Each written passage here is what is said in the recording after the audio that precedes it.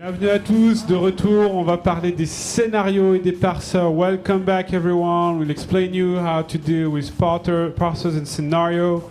C'est la pierre angulaire de CrowdSec, c'est comme ça que vous allez faire des détections. Avec les parseurs, vous allez parser du log, vous allez récupérer les événements qui sont importants pour prendre des décisions, d'accord ? Et avec les scénarios, vous allez corréler ces événements qui arrivent dans des logs avec des comportements. D'accord ? Donc d'un côté, on récupère des événements, de l'autre, on va les rattacher à un comportement. Je vais vous donner un exemple très très simple, mais la team va plonger dans ça avec beaucoup plus de détails. Si vous avez par exemple un syslogd et que dedans, vous commencez à retrouver, ou un auth, dedans, vous retrouvez des échecs d'authentification, à répétition, okay, vous allez avoir à faire un brute force. C'est vraiment le scénario le plus simple que vous puissiez créer, d'accord ? Donc, on va avoir le parseur qui va lire le auth.log et on va avoir le scénario qui va dire combien de fois l'événement va devoir se produire avant qu'on déclenche une alerte. Après, CrowdSec, c'est plus de 200 scénarios. Donc, c'est loin d'être que du brute force. Ça peut être de la IR7 DDoS, ça peut être du credential stuffing, du credit card stuffing, du port scan, du web scan. En fait, tout ce qui peut donner lieu à un log peut donner lieu à une détection. Et c'est ce que va vous expliquer l'équipe maintenant. Merci. Donc rebonjour à tous. Donc pour cette deuxième partie, on va voir comment écrire des parseurs et des scénarios. Et on va commencer directement avec les parseurs. Donc qu'est-ce qu'un parseur ? Un parseur, c'est ce qui va permettre à CrowdSec de comprendre vos logs. Donc vos logs, ils vont arriver dans un état brut. Donc selon le service, l'adresse IP, elle sera à la fin, elle sera au milieu, au début, à n'importe quel endroit, sauf que nous, on a besoin d'extraire ces informations pour les mettre dans un objet normalisé pour qu'ils puissent ensuite être utilisés par nos scénarios. En plus de ça, on a besoin de rajouter du contexte dans notre événement parce qu'on verra plus tard dans quoi c'est utilisé. Donc, on va commencer avec les grog patterns. Pour ceux qui ne savent pas vraiment ce que c'est un grog pattern, c'est une sorte d'expression régulière qui va être plus facile à écrire et beaucoup plus lisible dans notre fichier de configuration. Donc ça, c'est un peu le cœur des parseurs de CrowdSec. Ça va nous permettre du coup d'extraire ces informations importantes pour les transmettre ensuite au scénario. Donc CrowdSec, il vient directement avec une librairie de grok prédéfinie. Donc on a à peu près 300-400 patterns prédéfinis. Mais bien sûr, s'il vous manque certains grok pour faire vos parseurs plus tard, vous pouvez créer directement les vôtres. Donc ensuite, les parseurs dans CrowdSec, ils sont divisés en stages. On a 3 stages actuellement qui existent, mais vous pouvez ajouter autant de stages que vous voulez. Ils vont être évalués par ordre alphabétique, donc S0 d'abord, S01, S02, S03, et ainsi de suite. Le premier stage, lui, il va juste s'occuper 99% du temps, quand c'est du log syslog, on ajoute toujours une en-tête avant avec le timestamp du log et le programme qui a émis ce log. Ce parseur, il va juste servir, si c'est un log de type syslog, d'extraire cette en-tête avec le programme et d'envoyer le reste au stage suivant. Donc là, on peut voir, première ligne, ouais, c'est bon. On peut voir du coup qu'on vérifie si le type c'est syslog, donc ce qu'on a mis préalablement dans l'acquisition. Si c'est syslog, on applique le grok syslog line, donc il va extraire le message de l'application, le programme et le timestamp, et on dit next stage, donc une fois que tu as parsé ça, va au stage suivant. Si c'est pas un log de type syslog, on prend la ligne directement, le type qu'on a configuré dans l'acquisition, et on envoie au stage suivant. Donc ensuite, le deuxième stage, S01 parse, donc le plus important, c'est celui qui va parser le log spécifique à votre application. Là, on a pris un exemple pour SSH. Donc le programme qu'on a transmis avant, ici, on va le vérifier dans notre fil pour voir si c'est bien du SSH. SSH, il y a 6 grogs différents parce qu'il y a 6 manières différentes de loguer une authentification qui a échoué. Et ensuite, on va appliquer des statiques. Tout ça, on verra ça plus tard. Et ensuite, le dernier stage, S02 enrich, qui lui va pas s'occuper de parser un log ou quoi, mais plutôt de rajouter du contexte. Donc ça peut être de la géolocalisation, savoir dans quel système autonome est une IP, sa latitude, sa longitude, etc. Ça peut être, par exemple, pour un log HTTP, le parseur va juste parser l'URI, mais nous, on va vouloir fragmenter ça avec le directory, le fichier, l'extension, les paramètres qui ont été utilisés. Et enfin, on a un troisième type d'enrichisseurs qui sont des whitelists, et qui, elles, vont permettre de whitelister un événement pour qu'il n'arrive même pas jusqu'au scénario. Donc, par défaut, CrowdSec vient avec une whitelist qui s'appelle whitelist, et qui va whitelister toutes les adresses IP privées. Donc ça, c'est le format d'un parseur. Donc ça, c'est vraiment un demi-parseur, il n'y a rien de spécial. On a le onSuccess next stage. Une fois qu'on a parsé le log avec ce parseur, on va au stage suivant. Un filtre, donc souvent on va filtrer sur le programme qui a été renseigné dans l'acquisition. Un nom, on met ce qu'on veut. Une description, pareil. Là, on a une pattern syntaxe, donc ça veut dire qu'on a voulu déclarer un grok custom. Il n'est pas dans la librairie. Et ensuite, ici, c'est là où on va appliquer notre grok. Donc ça, c'est notre grok entier. Et ça va être le champ sur lequel on applique notre grok. Donc là, on a mis event.parse.somefield, mais 3/4 du temps, ce sera event.parse.message. Et enfin, on a nos statiques. Donc on peut voir qu'on peut faire plusieurs choses avec les statiques. Soit on donne des expressions, on verra ça plus tard aussi. Soit on donne une valeur en dur. Donc là, on veut que parse testlog aille dans directement méta de log type, ou sinon on peut donner un champ qu'on a réussi à parser pour qu'il aille dans l'objet event.meta.sourceIP. Donc comment utiliser des données qu'on a extraites avec nos parseurs? Donc la première chose qu'on peut faire, c'est utiliser un grok. On va vouloir capturer des champs, une adresse IP source, un utilisateur qui a été visé, un nom de domaine, un chemin de fichier ou plein d'autres choses intéressantes. Et dans ce cas-là, une fois que le grok est passé sur la ligne de log, la valeur de extracted value se retrouvera dans event.parse.extracted-value. Mais sinon, on a aussi d'autres helpers dans CrowdSec. On verra plus tard ce que c'est les helpers. Mais par exemple, si on a du JSON ou du XML qui arrive dans CrowdSec, ça peut être très très compliqué de parser ça avec des groks. Et c'est pour ça qu'on a des helpers qui vont vous aider à parser directement du JSON ou du XML dans un objet. On verra ça plus tard aussi. On a un autre paramètre très intéressant dans CrowdSec qui s'appelle stash et qui est une sorte de fonction de cache qui va vous permettre de cacher une information interne dans les parseurs pour pouvoir retrouver cette information quand un autre événement va être traité. Je vais vous donner un exemple assez simple. On a une application qui va loguer toutes les actions qu'a fait l'utilisateur uniquement par la session. Sauf que nous, pour chaque événement, on veut l'adresse IP. Et l'adresse IP, on l'aura que la première fois que l'utilisateur va se connecter. On aura telle adresse IP, c'est connecté, et à telle session. Et ensuite, on verra que les sessions. Donc avec ce paramètre, ce qu'on peut faire, c'est on lui dit de mettre en cache que telle session ID, c'est telle adresse IP. Et du coup, pour tous les logs qui vont être process après, on pourra récupérer l'adresse IP de cette session grâce au système de stash. Si ce n'est pas clair après, vous pouvez poser des questions. Troisième chose à voir sur comment utiliser les datas extraites par un parseur, ce sont les statiques. Donc les statiques, c'est ce qui va permettre de normaliser un peu tout ce qu'on a récupéré depuis un parseur. Donc on peut, 3/4 du temps, pareil, on va mettre ça dans un objet qui s'appelle event.meta. Donc là, on a un shortcut qui est directement meta. Mais ça veut dire que la valeur HTTP va se retrouver dans le service evt.meta.service. Et sinon, pour tout le reste, on va utiliser des expressions. Donc là, on peut voir event.parse.remoteAddr. Donc c'est ce qui a été parsé par notre grok, c'est l'adresse IP source du log. Et on va vouloir le mettre dans evt.meta.sourceIP. L'avantage d'utiliser ça, c'est que là, on a un grok qui met l'adresse IP dans remoteAddr, mais on peut avoir un autre grok pour un autre service qui va mettre ça dans client IP, un autre dans source IP, un autre dans je ne sais pas quel autre champ. Et du coup, ce sera un enfer au niveau des scénarios d'aller vérifier si dans tous ces champs, il y a une adresse IP.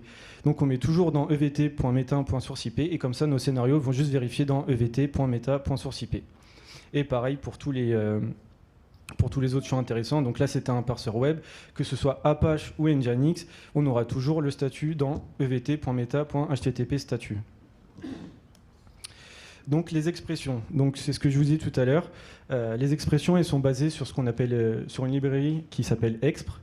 Donc c'est un langage d'expression simple qui va vous permettre soit de modifier de la donnée, soit d'évaluer des conditions. Donc dans CrowdSec, partout où vous verrez le mot filter, le mot expression, il faut utiliser du expr. Sauf que vu que expr, c'est un langage assez simple qui permet de faire des choses très bien, mais qui peut manquer de fonctions, comme on verra plus tard, on a intégré plein d'helpers dans CrowdSec pour parser, donc comme je disais, du JSON ou du XML, pour modifier des chaînes de caractères, etc. Vous pouvez trouver toute la documentation dans la doc de CrowdSec. Donc comme je vous disais, on a des helpers qui sont prédéfinis dans CrowdSec. Ça peut être pour parser du JSON, du XML.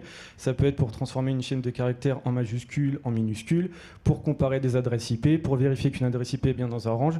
Et vous avez encore une liste complète des helpers dans notre documentation.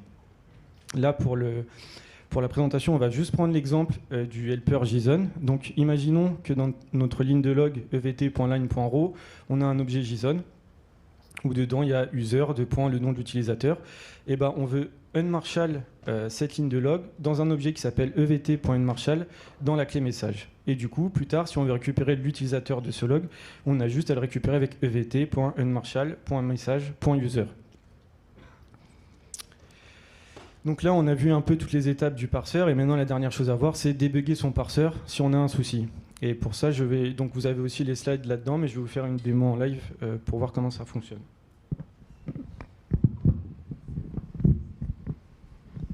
Hop. Tac. Donc là, on va reprendre le serveur sur lequel on était tout à l'heure. On va prendre une ligne de log qu'avait générée tout à l'heure Nikto. On va prendre une au pif. Et on va utiliser la commande qui s'appelle sudo cscline explain. On lui donne la ligne de log en paramètres et toujours le type. Donc juste à savoir que pour utiliser cette commande, il faut toujours que vous ayez un cross-sec qui tourne en arrière-plan. Donc là, on lance la commande. Et on va voir tous les stages dans lesquels est passée la ligne de log. Donc là, on peut voir qu'elle est passée dans le premier stage S0 row, que le parseur non-syslog est passé parce qu'on a donné directement un type nginx et non-syslog. Donc next stage, on passe au S01 parse. On peut voir que le parseur nginx.log a réussi à parser le log. On passe au stage suivant. On a nos enrichers qui sont passés. Ça a fonctionné. Du coup, on peut voir même que mon log il aurait atterri dans ces 3 scénarios différents. On peut aussi voir que chaque parseur rajoute ou modifie de la donnée dans l'objet event. Et pour ça, on a juste à rajouter l'option verbose pour voir tous les champs qui ont été rajoutés. Donc ça, c'est très pratique quand on a besoin d'écrire des scénarios. Donc là, on a toujours notre premier stage non-syslog. On a notre parseur nginx, donc on peut voir tout ce que le grok a parsé dans event.parse et tout ce que nous on a rajouté dans la méta avec les statiques. On peut même voir plus bas que l'enrichissement s'est fait au niveau GeoIP, que l'enrichisseur HTTP-log est également passé, qu'on peut voir que le file name c'est mobileadmin.db.sqlite, l'extension SQLite et le directory c'était mobileadmin/db. Donc là, c'est dans le cas où on a tout qui fonctionne correctement, mais on peut réessayer, par exemple, de casser notre log pour plus qu'il match. Donc on va enlever la méthode, donc le log n'est plus valide, et là on va voir qu'on a passé le premier stage comme tout à l'heure, sauf que là, le parseur nginx n'a pas fonctionné, du coup il a essayé le parseur suivant SSH, ça n'a pas fonctionné. J'ai que 2 parseurs sur ma machine, du coup il a arrêté, il n'est même pas allé jusqu'au prochain stage. Et donc, pour débugger ce genre de choses, on a un playground donc, qui est encore en alpha, qui est très récent. Normalement, pour ce que vous allez faire aujourd'hui, ça suffit, mais il risque peut-être d'y avoir des bugs. Donc là, j'ai pris un exemple qui est prédéfini pour nginx. Donc là, on a notre pattern grok, ici. En dessous, on a notre ligne de log, on run.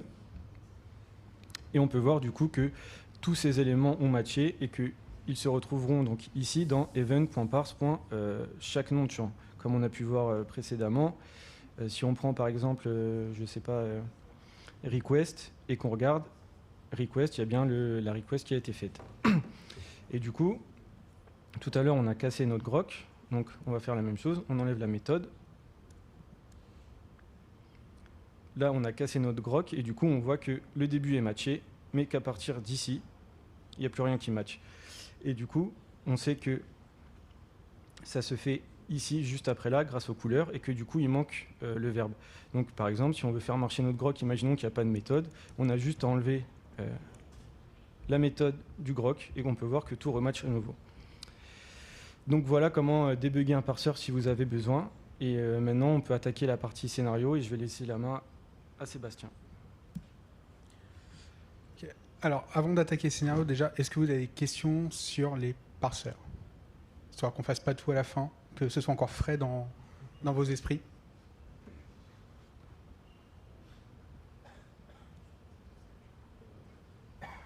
Ok. Donc, maintenant, les scénarios. Donc, qu'est-ce qu'un scénario? C'est tout simplement ce qui va permettre à CrowdStrike de détecter un comportement, qu'il soit malveillant ou non. Dans 99% des cas, ce sera du comportement malveillant. Ils sont implémentés avec ce qu'on appelle en interne dans CrowdStrike des buckets, des seaux. On va avoir plusieurs types de scénarios. Le scénario probablement le plus courant, ça va être le leaky bucket.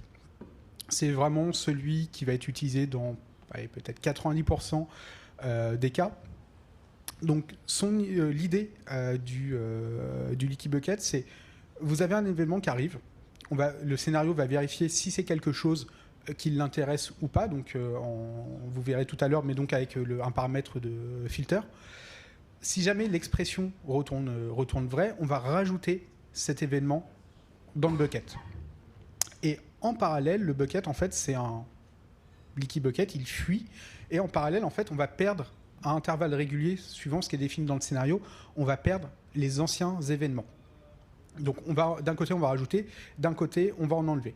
Et CrowdStrike va déclencher une alerte uniquement à partir du moment où notre bucket va déborder. Donc quand on va dépasser la capacité qui aurait été mise dans sa configuration. Donc, concrètement, ça ressemble à quoi? Donc là, on va prendre un événement d'autres SSH qui a échoué. Donc, event, là, c'est vraiment l'événement qui sort des parseurs. Ça arrive dans les scénarios. Donc déjà, première étape, le filtre. Donc là, on va regarder log type égale SSH failed auth. Donc on voit bien que le log type dans l'event, c'est bon. Donc ça veut dire que ça match. On va aller plus loin. Si jamais ça ne matche pas, l'événement va passer au scénario d'après sans toucher quoi que ce soit pour celui-là. Ensuite, donc, les scénarios ont une notion de groupement.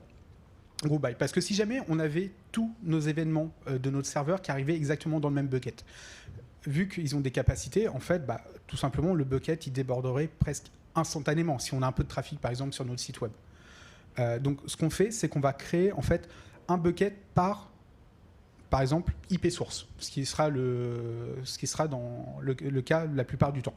Ici, donc, vous pouvez mettre, en fait, une expression qui pourra utiliser n'importe quel attribut qui aura été set par un parseur, que ce soit dans parse, dans meta, dans Marshall ou vraiment n'importe quoi. Donc vraiment le group by, il faut imaginer, ça va créer un bucket par valeur différente qui va se retrouver dans le champ. Donc par exemple un bucket par IP différente que le scénario verra. Ensuite, optionnellement, on peut avoir un attribut distinct. Donc là, on va regarder tout simplement, est-ce qu'on a déjà un événement dans notre bucket qui a cette valeur? Si on a déjà, on ne va pas reverser l'événement dans le bucket. Si ce n'est pas encore présent, on va l'ajouter. Ça, c'est par exemple quelque chose qui va vous permettre de détecter, je sais pas, un scan de port. Parce que dans ce cas, le scan de port, vous voulez le voir uniquement sur des ports différents. Donc s'il y a déjà eu un scan, s'il y a déjà une tentative de connexion sur un port donné dans le bucket, donc qui a été faite par une IP source donnée, pas besoin de rajouter un événement.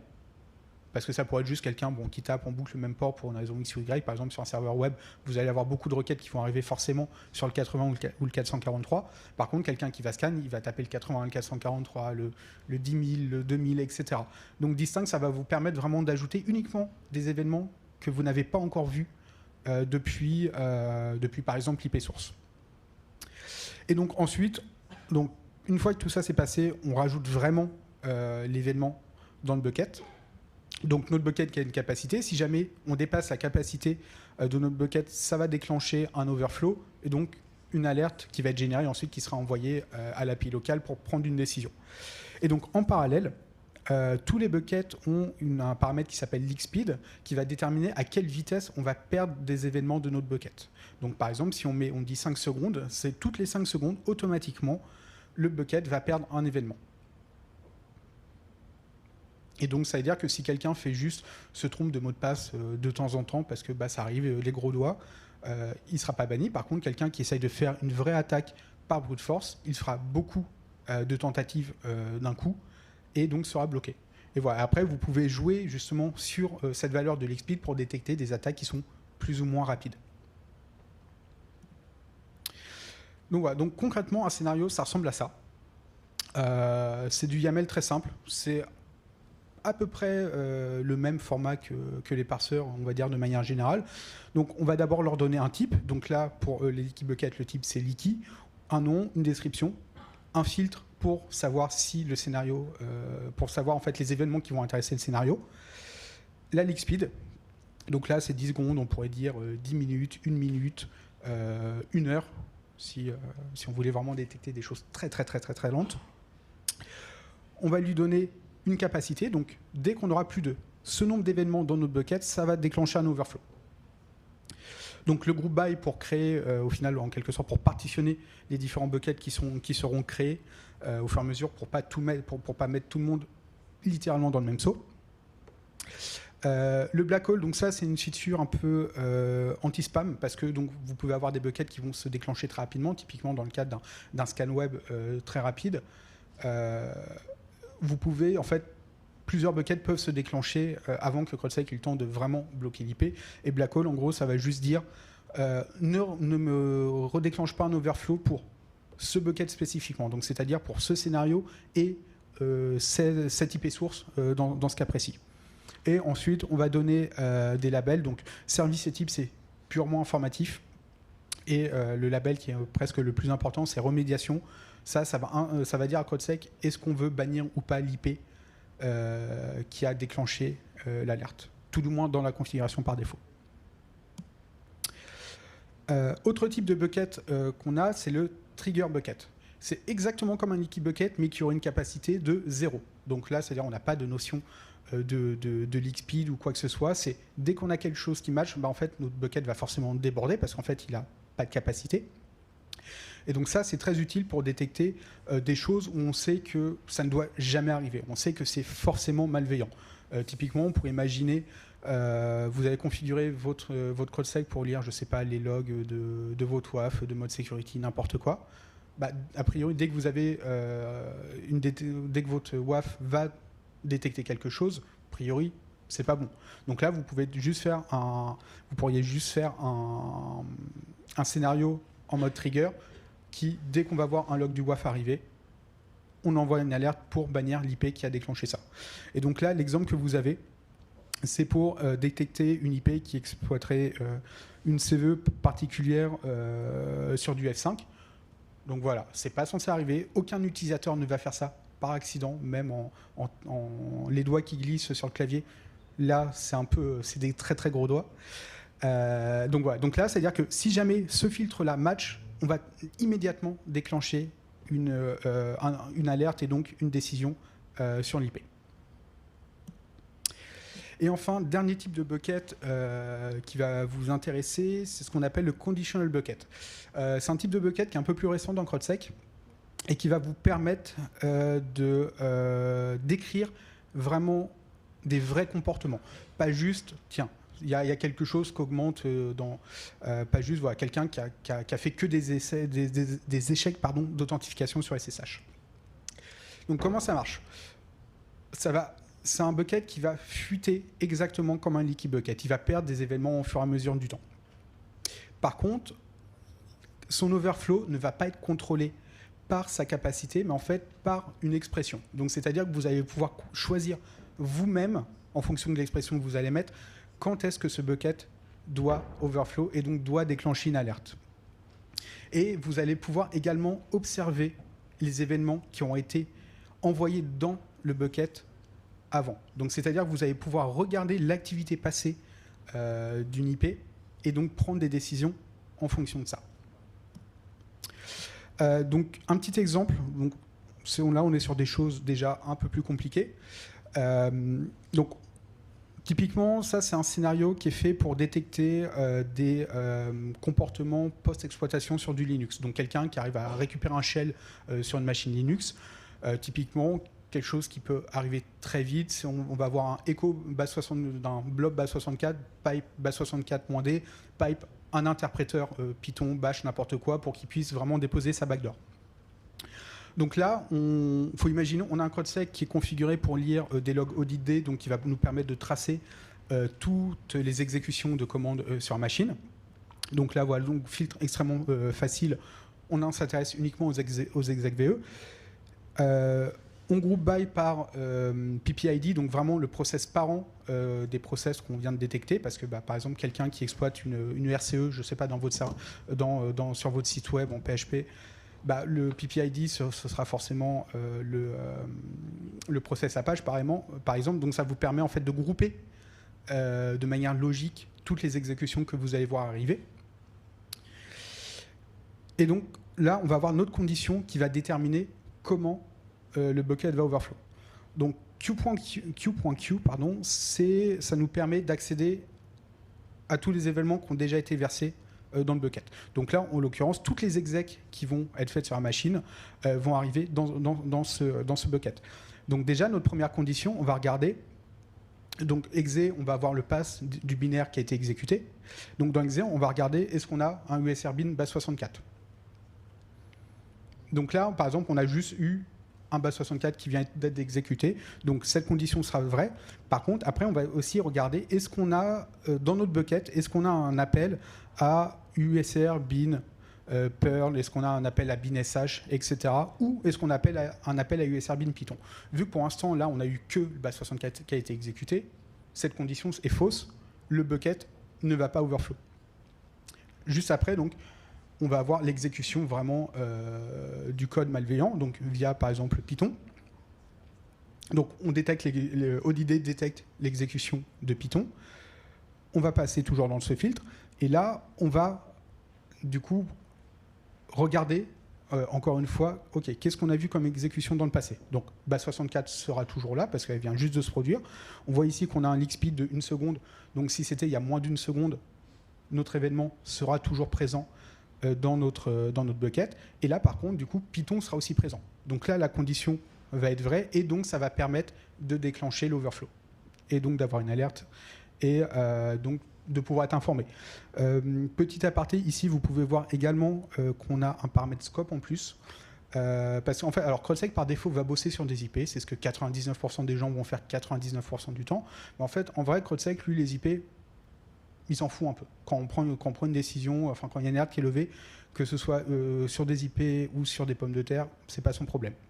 Donc là, on lui dit, tu prends une décision sur quelque chose d'un type PID, et on va tout simplement lui dire, bah tiens, la décision, ça va être prise sur le PPID qu'on a détecté en amont.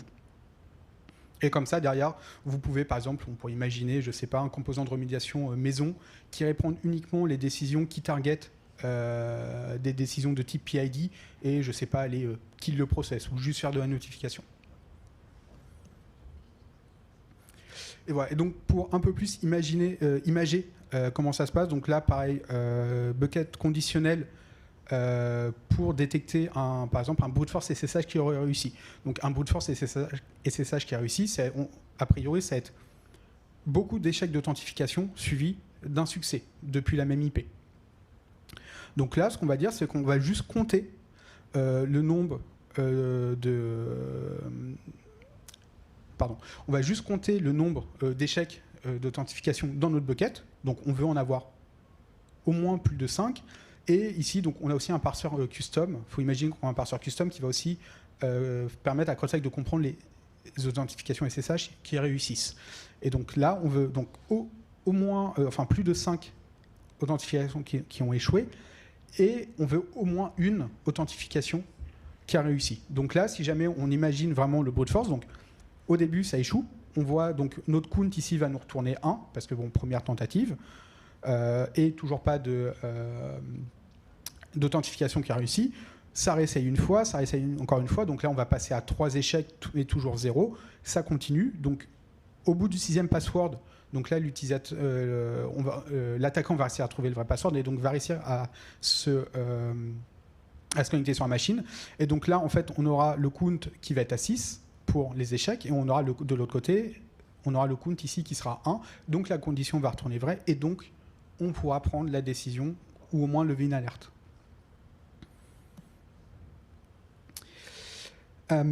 Ensuite, donc, dans les scénarios, vous avez également accès à tous les helpers que vous avez accès dans les parseurs. Donc vous pouvez toujours faire de la manipulation de string, vous pouvez faire de la comparaison d'IP, vous pouvez vérifier si une IP appartient à un range, etc. Et donc là, vraiment pour l'exemple, sans lien particulier forcément avec le challenge après, peut-être. C'est typiquement cet exemple.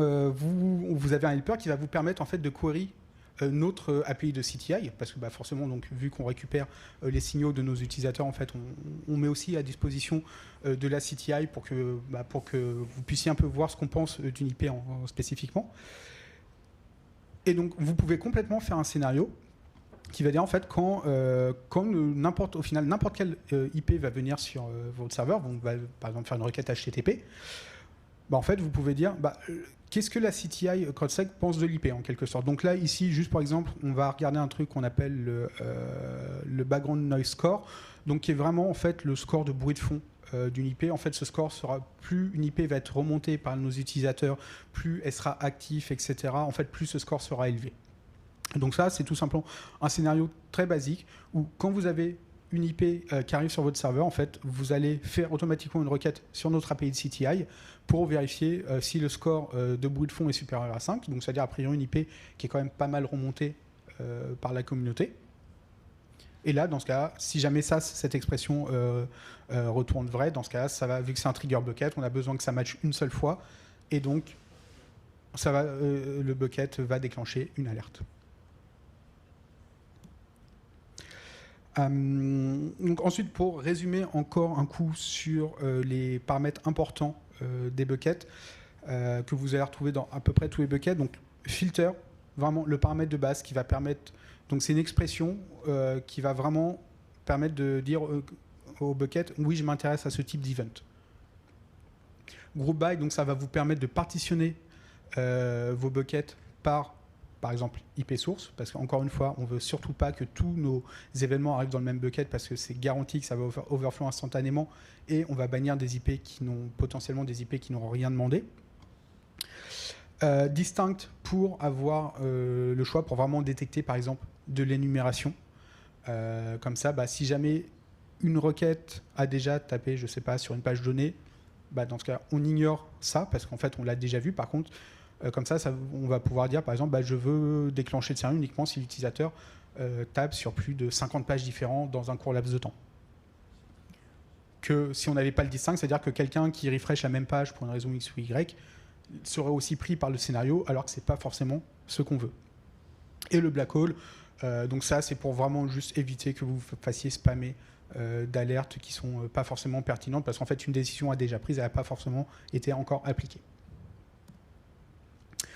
Donc, alors, bien entendu, les scénarios peuvent accéder aux données des parseurs, parce que sinon, ils auraient du mal à fonctionner. Donc, en gros, ils ont accès exactement au même objet que qui est présent dans les parseurs. Donc, c'est-à-dire que tout ce qui est set par les parseurs est disponible dans les scénarios. Donc, que ce soit directement EVT parse, donc vraiment les résultats du grok, même si on va tendance à ne pas recommander d'utiliser EVT parse, parce que suivant les parseurs, les noms des champs peuvent changer. On va plutôt avoir tendance à recommander EVT.meta, où là, en théorie, on est censé avoir des noms un peu plus normalisés. Donc, comme ça, c'est-à-dire que notre scénario pourra fonctionner avec plusieurs parseurs différents en amont. Ou EVT.Marshall, donc ça, on l'a vu, par exemple, si on a voulu parser du JSON, et comme ça, en fait, on crée directement un objet avec tous les attributs du JSON qui sont accessibles très facilement dans notre objet. Et donc Q.Q qui vous permet au final de regarder tout ce qui est présent dans le bucket. Donc pour les buckets conditionnels, ça c'est extrêmement pratique. Ça vous permet vraiment de regarder l'activité que l'IP a eue dans le passé, et donc de prendre des décisions en fonction de ça. Et donc pour finir, quelques astuces qui vous seront très utiles pour les petites chals à venir. Donc tout d'abord, la documentation. Lisez-la, elle va forcément vous aider. Le playground que Kevin a montré tout à l'heure, donc pour débugger des patterns grok, c'est encore en alpha, il marche globalement. C'est pas impossible que sur des types de logs un peu tordus, ils sortent des choses bizarres, mais il fonctionne, c'est très pratique pour débugger de manière visuelle un grok. La référence du langage d'expression qu'on utilise pour voir un peu la syntaxe que vous pouvez avoir, voir un peu toutes les fonctions que Exp va vous exposer par défaut. Typiquement, dans les conditional buckets que j'ai montré tout à l'heure, on avait du count. Ça, c'est une fonction qui est de base. On avait du any, c'est aussi une fonction de base qui est fournie par Exp. CXC Expand, donc ça aussi qu'on a déjà vu, qui vous permet de savoir une ligne de log, dans quelle parseur elle passe, est-ce qu'elle rentre dans votre scénario, etc. Très, très pratique pour savoir ce qui se passe. Vous pouvez aussi coupler ça avec CSC Metrics qu'on a vu pendant la première présentation pour vraiment comprendre, pour vraiment voir ce que votre code stack est en train de faire. Le hub ensuite, donc soit sa version web, soit directement le repo Git qui back la version web. N'hésitez pas à aller faire un tour dedans quand vous allez devoir écrire des scénarios ou des parseurs, ne serait-ce que pour vous inspirer de syntaxe, si vous avez des doutes sur la syntaxe, etc. N'hésitez vraiment pas à aller voir dedans, à vous inspirer. Il y a probablement des gens qui ont fait des choses qui se rapprochent plus ou moins de ce que vous voulez faire. Au moins, comme ça empêchera au moins CodeSec de vous crier dessus parce que la syntaxe n'est pas valide. Et ça doit arriver plus d'une fois. Et voilà, donc c'est bon pour ces petits, pour cette petite présentation. Je ne sais pas si vous avez des questions, probablement. Oui. Ouais.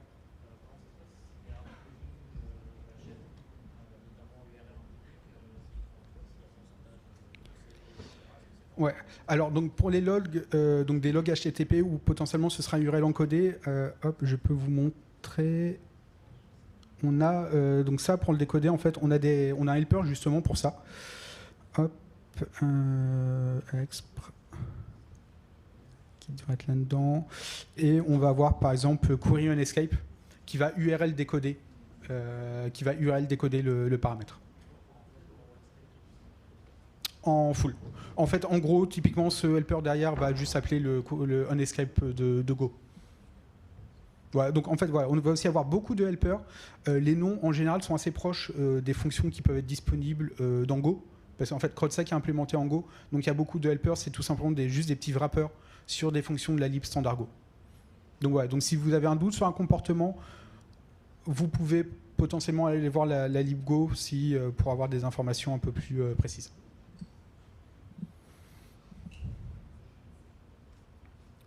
Oui.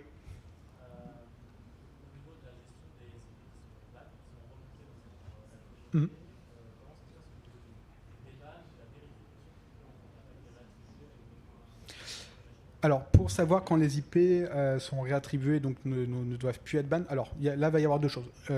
Localement, donc il n'y a rien, en fait, c'est juste vu que ça prend des décisions de 4 heures. Au bout de 4 heures, en fait, ça va expirer naturellement, donc c'est pas très grave. Après, sur la partie communautaire, en fait, si une IP, par défaut, ne peut vivre que 7 jours dans un blocklist communautaire. Du coup, c'est-à-dire qu'en fait, si on n'a plus de remontée pendant 7 jours, elle va sortir automatiquement. Parce qu'effectivement, les IP sont attribués, les admins nettoient les box, etc. Donc ça va sortir tout seul, sans que personne n'ait besoin de faire quoi que ce soit. Après, voilà, on peut toujours nous contacter pour dire « Ah, bah, je viens de récupérer l'IP, est-ce que vous pouvez nettoyer, etc. » Oui, et voilà, après, on a aussi, voilà, en fait, nous contacter, on a un formulaire de déban sur notre site où les gens peuvent demander.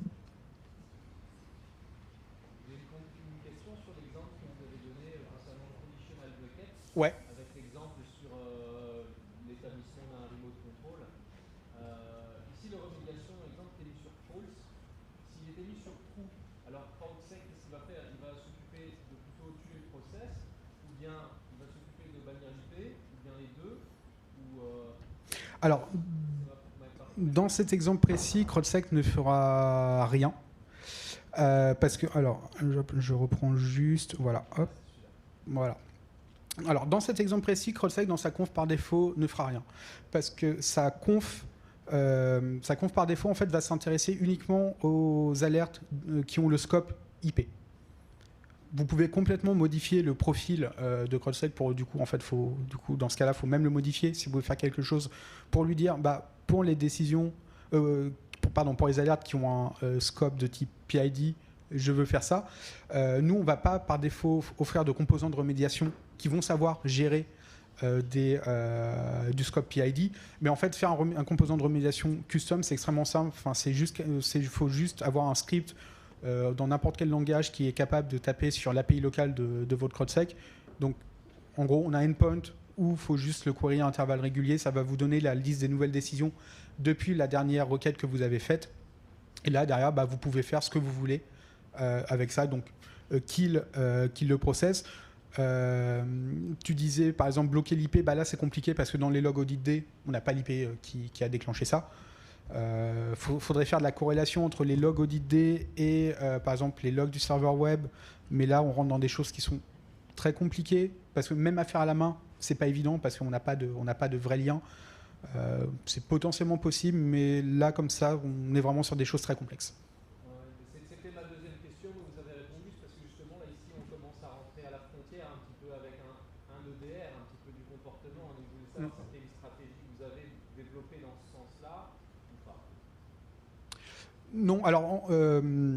ça, c'est vraiment, là justement, les détections de comportements locaux, c'est vraiment des choses qu'on commence à regarder, qu'on commence un peu à explorer. Après, on n'a pas pour ambition de remplacer je ne sais quel EDR ou XDR ou n'importe quoi. Mais voilà, au moins donner les capacités pour que les gens puissent faire des choses comme ça. C'est intéressant en cas d'avoir un filet de secours, puisqu'on sait qu'il y a des bypass d'EDR, un bypass et d'un EDR et de CrowdSec, c'est moins possible. Et donc moins probable. Merci beaucoup. D'autres questions? Parfait. Ok, donc le challenge va commencer dans 5 minutes à 18h. Vous devriez recevoir d'ici peu, ou alors vous avez peut-être même déjà reçu les informations pour vous connecter à vos challenges. Je donnerai les instructions et on enverra. Ok, donc on va vous présenter après les challenges plus en détail. On enverra les mails à ce moment-là. Et amusez-vous bien.